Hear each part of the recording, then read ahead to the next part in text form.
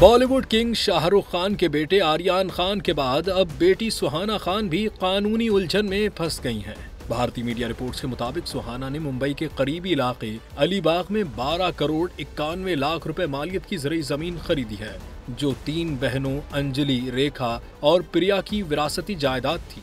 मसला उस वक्त पैदा हुआ जब जमीन की खरीदारी के दौरान सुहाना खान को दस्तावेजात में किसान जाहिर किया गया। हालांकि महाराष्ट्र में ज़रूरी जमीन सिर्फ किसी रजिस्टर्ड किसान ही के नाम मुंतकिल की जा सकती है।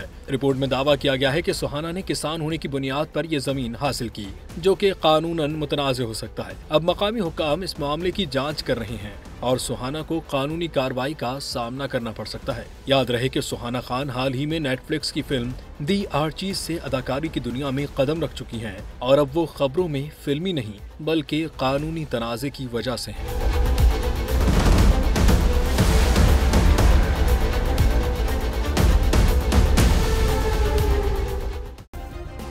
सब्सक्राइब करें और बेल दबाएं ताकि कोई खबर रह न जाए।